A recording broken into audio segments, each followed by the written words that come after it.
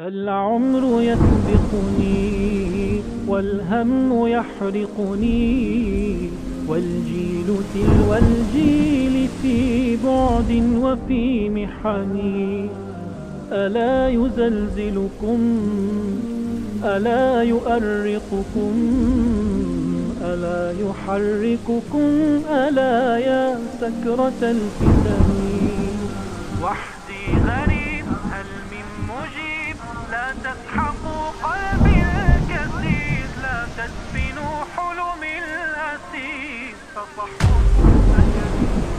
نحمده ونصلي على رسوله الكريم أما بعد। প্রায় যুবক ভাইয়েরা কমেন্টে প্রশ্ন করে থাকেন, শাইখ গুনাহ তো আমাকে চারিদিক থেকে জড়িয়ে ধরেছে, অনেক চেষ্টা করেও তো গুনাহ ছাড়তে পারি না, যতই দিন যায় গুনাহ কেবল বাড়তেই থাকে, গুনাহ থেকে কিভাবে বেঁচে থাকব?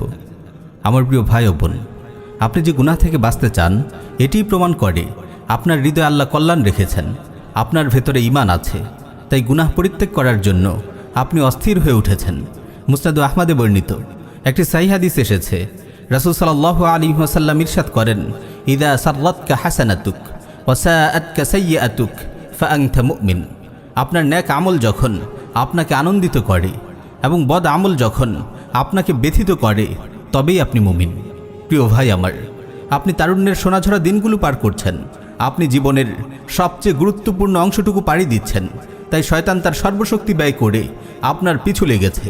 সে চায় আপনার যৌবনের পবিত্রতাকে নষ্ট করতে, সে চায় আপনার জীবনকে ধ্বংস করতে, সে চায় আপনার দাম্পত্য জীবনের মধুর আয়োজনকে জ্বালিয়ে পুড়িয়ে ছারখার করে দিতে, সে চায় আপনাকে আপনার দয়াময় রবের রহমত থেকে বহু দূর নিয়ে যেতে। তাই এই সময় আপনাকে পূর্ণ সাবধান থাকতে হবে, কোমর বেঁধে শয়তানের বিরুদ্ধে যুদ্ধে ঝাঁপিয়ে পড়তে হবে।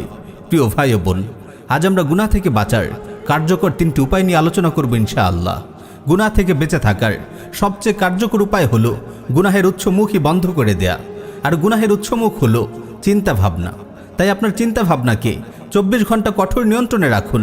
আপনার চিন্তা ভাবনায় ফিল্টার বসিয়ে দিন। আপনার মনের দরজা জানালা এমনভাবে খুলে দেবেন না যার ইচ্ছা ঢুকবে, যার ইচ্ছা বের হবে। আপনার মনকে যা ইচ্ছা ভাবতে দেবেন না। মনে রাখবেন, যত গুনাহে আপনি লিপ্ত হন তার শুরুটা আপনার চিন্তাভাবনা থেকেই শুরু হয়। প্রথমে গুনাহের চিন্তাটি আপনার মনে উদিত হয়, তারপর সেটি নিয়ে আপনি আরও ভাবতে থাকেন, তারপর একটি মোটামুটি পরিকল্পনা দাঁড় করান, তারপর গুনাহটি সম্পাদন করেন। আপনি যদি মনে আসতেই গুনাহের চিন্তাটিকে থামিয়ে দিতে পারেন, তবে ইনশাআল্লাহ আপনি গুনাহ থেকে সফলভাবে বেঁচে থাকতে পারবেন। আমাদের মনে সব সময় কোনো না কোনো চিন্তা ঘুরপাক খেতেই থাকে, কিন্তু খেয়াল রাখবেন, যখনই কোনো বাজে চিন্তা মাথায় আসে সাথে সাথে ঝেঁটিয়ে বিদায় করুন, বন্ধ করে দিন গুনাহের উৎসমুখ। মনকে আজে বাজে চিন্তা থেকে দূরে রাখতে নিজেকে সব সময় গঠনমূলক কাজে ব্যস্ত রাখুন। 5 ওয়াক্ত সালাত যে কোনো মূল্যে মসজিদে গিয়ে জামাতের সাথে আদায় করুন। প্রতিদিন নির্দিষ্ট পরিমাণ কোরআন তিলাওয়াত করুন। সকাল বিকালের আজকারগুলো গুরুত্ব সহকারে আদায় করুন। দিনই বইপত্র পড়ুন, আর পুরো দিন কল্যাণমূলক চিন্তায় নিজেকে ব্যস্ত রাখুন। যখনই কোনো গুনার খেয়াল মনে উদিত হয়, আপনি ইস্তেগফার পড়ুন, আল্লাহর জিকির করতে শুরু করুন।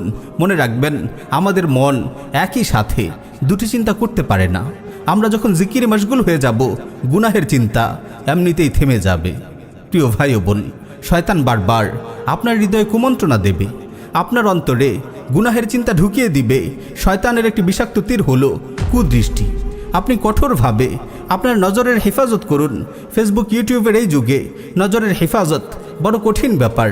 আপনার ফেসবুক টাইমলাইনকে নিয়ন্ত্রণ করুন। নির্বাচিত ইসলামী আইডি পেজগুলোকে সিফারিশ দিয়ে রাখুন। ইউটিউব অন্তত 20টি ইসলামী চ্যানেল সাবস্ক্রাইব করে রাখুন। অশ্লীল অ্যাডগুলো হাইড করে দিন। শয়তানের নিক্ষিপ্ত কুদৃষ্টির তীর যখন আপনার অন্তরে গিয়ে লাগে, আপনি আর আপনার চিন্তাকে নিয়ন্ত্রণ করতে পারেন না। তাই নজরের হেফাজতকে সর্বোচ্চ গুরুত্ব দিন। প্রিয় ভাই, গুনাহ থেকে দূরে থাকার দ্বিতীয় আরেকটি উপায় হলো সৎসঙ্গ গ্রহণ। আপনাকে অবশ্যই অসৎসঙ্গ ত্যাগ করতে হবে। দেখে শুনে নামাজি নেককার লোকদেরকে বন্ধু হিসেবে গ্রহণ করুন, যাদের দেখলে আপনার আল্লাহর কথা মনে পড়ে, আখিরাতের কথা মনে পড়ে। যতদিন অসৎসঙ্গ ত্যাগ না করবেন, গুনাহ থেকে আপনি বেঁচে থাকতে পারবেন না। প্রিয় ভাই, গুনাহ থেকে দূরে থাকার তৃতীয় একটি উপায় হলো বিয়ে করে ফেলা। বিয়ের অভাবে যেসব গুনাহ হয়ে থাকে, বিয়ে করা ব্যতীত এসব গুনাহ থেকে বেঁচে থাকা এক প্রকার অসম্ভবই বলা যায়। তাই যে কোনো মূল্যে বিয়ে করে ফেলার চেষ্টা করুন। আমরা জানি এই কুফরি রাষ্ট্র ব্যবস্থা ও জাহিলি সমাজ আপনার জন্য বিয়েকে বড় কঠিন করে রেখেছে, তবু আপনি হাল ছাড়বেন না। সাহিহ বুখারীতে এসেছে, রাসূল সাল্লাল্লাহু আলাইহি ওয়াসাল্লাম ইরশাদ করেন, ইয়া মা'শারাশ শাবাব মান ইসতাতা'a মিনকুমুল বা'আতা ফালইয়াতাযাওয়াজ ওয়া মান লাম ইসতাতি' ফা'আলাইহি বিস-সাওম ফাইন্নাহু লাহু উজা।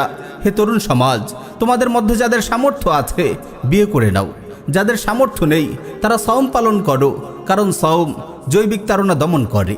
প্রিয় ভাই, দুনিয়াতে একটি সুখময় জীবনের জন্য এবং আখিরাতে জাহান্নামের কঠিন আগুন থেকে বাঁচার জন্য আপনাকে মরণপণ সংগ্রাম চালিয়ে যেতে হবে। আপনি যদি আপনার যৌবনকে পবিত্র রাখতে পারেন, তারুণ্যের উর্বর দিনগুলোতে ইবাদতের ফসল ফলাতে পারেন, তবে আল্লাহ তাআলা আপনার জীবনকে সমৃদ্ধি ও সাফল্যে ভরে দিবেন। আল্লাহ আমাদের সবাইকে আমল করার তৌফিক দিন। আমিন ইয়া রাব্বাল আলামিন।